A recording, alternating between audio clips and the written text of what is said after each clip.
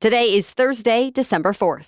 We're talking about growing pressure on Defense Secretary Pete Hegseth. And it's not only about that controversial boat strike, there's a new report about that Signal chat scandal, too. Also, what's shown in newly released photos and videos from Jeffrey Epstein's private island. Plus, many Americans may have already gotten a vaccine without knowing it could slow dementia. Gas-powered vehicles could be getting a new boost. And Spotify revealed the top podcasts and artists of 2025. Those stories and even more news to know next. Welcome to The Newsworthy. All the day's news in around 10 minutes. Fast, fair, fun, and on the go. I'm Erica Mandy. Thanks so much for being here. You ready? Let's do this. Defense Secretary Pete Hegseth is once again answering for his Signal group chat. Remember, the messages included details about when warplanes were being launched and when bombs would drop over Yemen, and it became public after an editor from The Atlantic was added by mistake.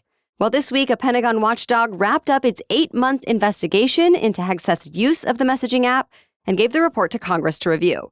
The findings reportedly say Hegseth put American troops and their mission at risk when he wrote about the war plans. The report mentions how Hegseth does have the authority to declassify intelligence based on his judgment, but it didn't address whether he took the proper steps to do so for the information shared in the chat. Either way, the inclusion of Hegseth's authority on classified information suggests he did not break the law. So Hegseth responded to the report to say, quote, "No classified information, total exoneration, case closed."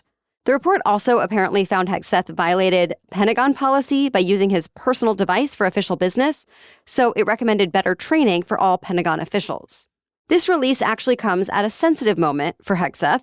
As we've told you, he's been facing scrutiny over a decision to launch a second military strike on an apparent drug smuggling boat in the Caribbean. At least 2 people had survived the initial attack.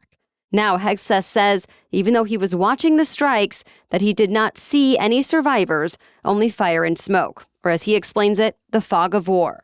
The commander, who is said to have launched the strikes, is expected to testify behind closed doors to lawmakers today. Well, this week, Democratic lawmakers released hundreds of photos and videos of pedophile Jeffrey Epstein's private island that, until now, have not been seen publicly. They appear to show several bedrooms in his Virgin Islands home, as well as a room with what looks like a dental chair and masks of men's faces on a wall. There's also a room with a black chalkboard with the words truth, deception, and power written on it. Some of the other words had been redacted. Several survivors say they were trafficked to and abused on the island. So these photos were taken as part of investigations by the U.S. Virgin Islands Department of Justice. One Democratic lawmaker explained that he and his colleagues wanted to release these photos and videos in the name of public transparency and to help piece together the full picture of Epstein's crimes. Though a Republican spokesperson called it odd that Democrats chose to release selective information. Dems say they've also received Epstein's financial records from J.P. Morgan and Deutsche Bank, so they're reviewing them and say they'll be made public soon. The Justice Department is supposed to release more Epstein files within a month. President Trump pardoned a Democratic lawmaker and his wife accused of bribery. Congressman Henry Cuellar and his wife were charged for accepting close to $600,000 in bribes in 2 different schemes. Cuellar has said he and his wife are innocent and that he always consulted with congressional ethics officials before taking any actions. And now Trump says the Cuellars were only punished by the Justice Department under President Biden because Cuellar spoke out against some of Biden's border policies. Cuellar is a moderate Democrat from a competitive district near the U.S.-Mexico border, and he's often crossed party lines to vote with Republicans. He's also stayed relatively popular in his district with voters of both parties, even after being accused of taking foreign bribes. Though his district is one Republicans had been hoping to flip with the new Texas election map. After his pardon yesterday, Cuellar filed to run for re-election. President Trump's immigration tactics are once again being challenged in federal court. A federal judge in Washington, D.C. ordered ICE officers to stop making arrests there without a warrant, unless they could show the suspect was a flight risk.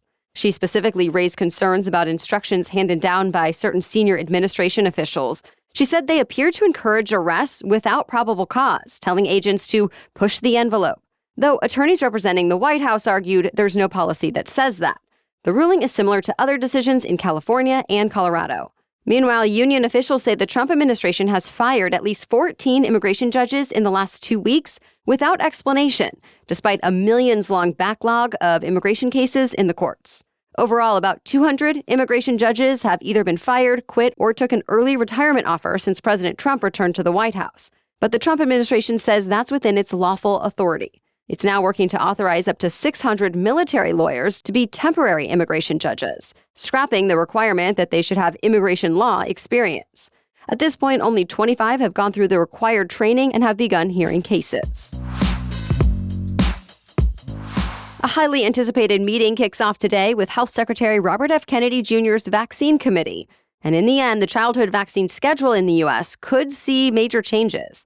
Specifically, the panel is expected to make a controversial change to how babies are immunized against hepatitis B.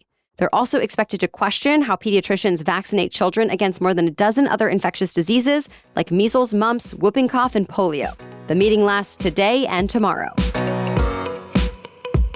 We have much more news for you still coming up, but first, a quick break to talk about our sponsor.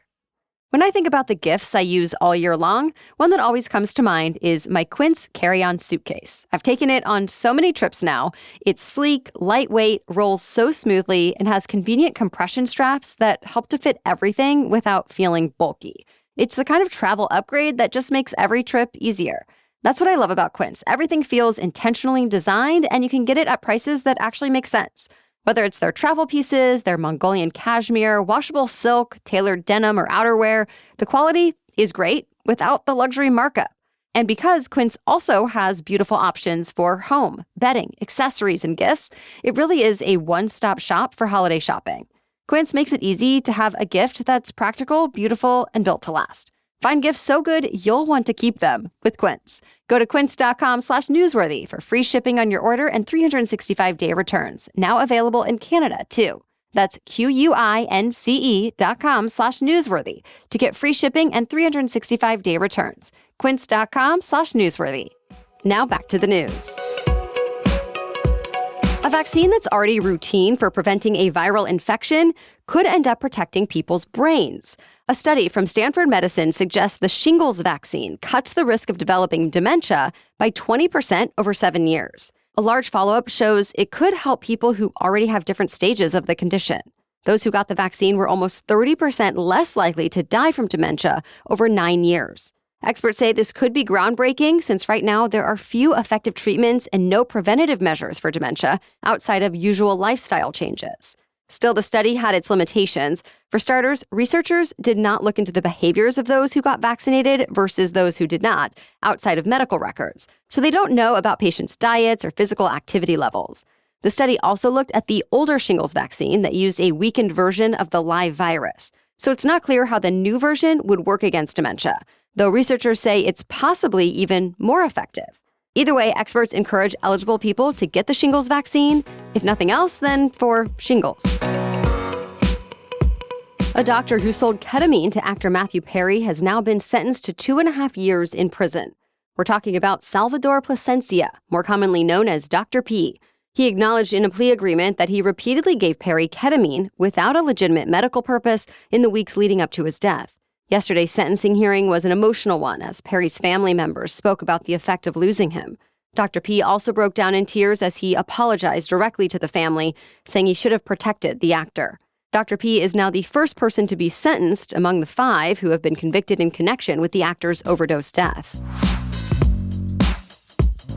President Trump announced plans to significantly scale back one of the Biden administration's most significant efforts to address climate change. Under the Biden rules, new cars sold in the U.S. would need to get more than 50 miles to the gallon on average by 2031.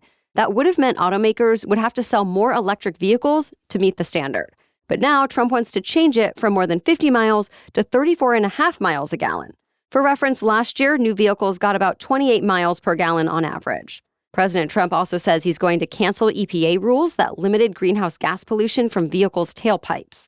The American Petroleum Institute calls the announcements a win for American drivers, saying they'll help companies make the kind of cars people want to buy and can afford. But environmentalists are criticizing these changes, saying they'll just raise costs for Americans who have to buy gas and will help China take the lead in the electric vehicle market. President Trump's policy changes have already prompted car companies to walk back their commitments to sell more EVs. Analysts have slashed their predictions for future EV sales and raised their projections for greenhouse gas pollution.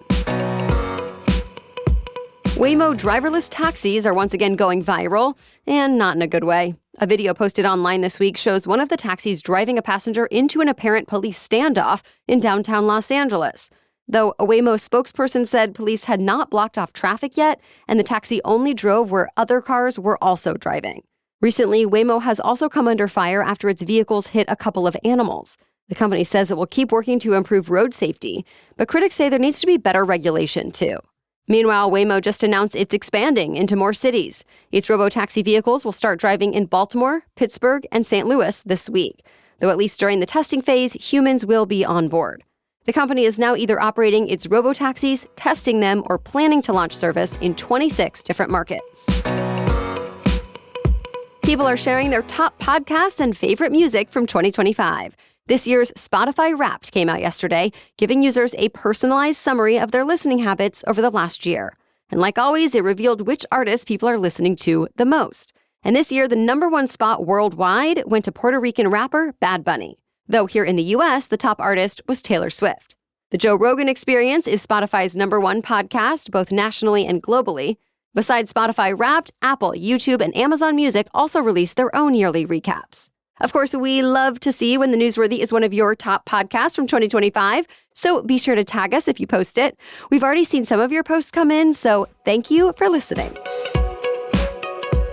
Well, that's it for the main news today, but now it's time for Thing to Know Thursday. But first, this episode is sponsored by Dose. Let's be honest, modern life can be rough on our bodies. Late nights, stress, processed foods, environmental elements. Your liver is working overtime to filter all that out. And when it's overworked, you can really feel it. Well, Dose for Your Liver is a clinically backed liver health supplement, and it's different from anything I've tried before. It's not a capsule or a powder. It's a daily 2-ounce liquid shot, and it tastes like fresh squeezed orange juice. My husband and I both really enjoy the taste, which makes it easy to make it part of your morning routine. Your liver is your body's filter. It processes everything you consume and can impact everything from energy production and digestion to fat metabolism and vitamin storage. Dose supports daily liver function so your liver can keep doing its job. Dose is even backed by 2 double-blind placebo-controlled studies showing its positive impact on liver enzyme levels. Ready to give your liver the support it deserves? Head to dosedaily.co/newsworthy or enter Newsworthy to get 35% off your first subscription. Your body does so much for you. Let's do something for it. That's dosedaily, dosedaily.co/newsworthy for 35% off your first month's subscription. Now back to Thing to Know Thursday. We're talking about a question a lot of parents are asking themselves in the digital age. When is it okay for a kid to have a smartphone? New research from the University of Pennsylvania could help parents decide. It looked at a study done between 2016 and 2022, including nearly 11,000 kids. It was the largest long-term look at children's brain development in the U.S. to date. And it found kids who owned a smartphone by 12 years old had 31% higher odds of depression, 40% higher odds of obesity, and 62% higher odds of poor sleep, as compared to their peers who did not have one. Now, we should note the study only shows an association between kids with smartphones and poorer health outcomes. It does not prove a cause and effect. But researchers point to earlier studies that also suggest young people with smartphones may spend less time socializing in person, exercising, and sleeping, all of which are important for well-being. There are actually no official public health guidelines on the appropriate age for kids to first get a smartphone, but these days roughly half of American kids own one by the time they turn 11. Now, researchers say parents should just consider the potential risks whenever they decide to get their kids a device. Thank you so much for listening today. We'll catch you up on more news to know tomorrow. Until then, have a great day.